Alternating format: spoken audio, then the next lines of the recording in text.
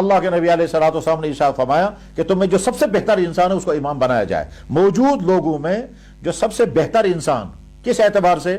علم کے اعتبار سے، اخلاق کے اعتبار سے، تقوی کے اعتبار سے، قرات کے اعتبار سے، آداب و اصول کے اعتبار سے، جس کے اندر سب زیادہ خوبیاں ہیں، اسی شخص کو امام بنانا چاہیے۔ اس کو ہم دوسرے آسان لفظوں میں کہتے ہیں کہ کم سے کم امام کے اندر 5 باتیں پائی جانی چاہیے۔ نمبر 1، اس کی قرات بالکل صحیح ہو۔ نمبر 2، نماز کے ضروری مسائل سے وہ واقف ہو۔ نمبر 3، اس کے عقائد درست ہوں، غلط عقیدے کا حامل نہ ہو۔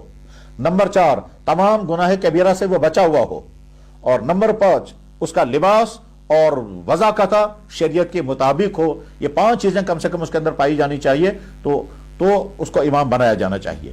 احادیث مبارکہ میں اس کی تفصیل آتی ہے باب الامامہ کے نام سے، اور فقہ کی کتابوں میں بھی آتا ہے کہ امام کس کو بنانا چاہیے اور ان کی صفات اور شرائط کیا ہونی چاہیے، اور اس میں یہ بھی آتا ہے کہ کس آدمی کی امامت مکروہ ہے، کس آدمی کی امامت درست نہیں ہے، کس آدمی کے پیچھے نماز پڑھنے کی ممانعت ہے، وہ الگ مسئلہ ہوتا ہے۔ لیکن بہرحال امام کے اندر کیا اوصاف ہونے چاہیے یہ اختصار کے ساتھ میں نے عرض کر دیا۔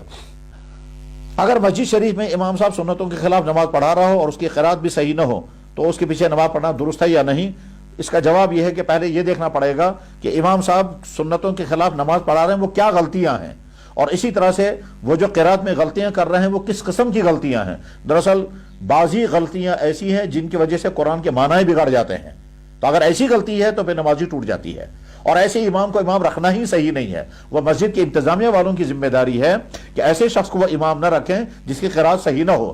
جب ہم ہر چیز کے لیے سٹنڈرڈ ڈھونڈتے ہیں تو مسجد کی انتظامیہ والوں کی بھی ذمہ داری ہے کہ وہ کسی ایسے شخص کو امام بنائیں جس کے اندر کوالٹی موجود ہو، صفات موجود ہوں، اس کی قرات صحیح ہو، اس کا حلیہ صحیح ہو، وہ گناہ کبیرہ سے بچا ہوا ہو، اس کے عقائد صحیح ہوں، اور تمام برے کاموں سے وہ بچا ہوا ہو۔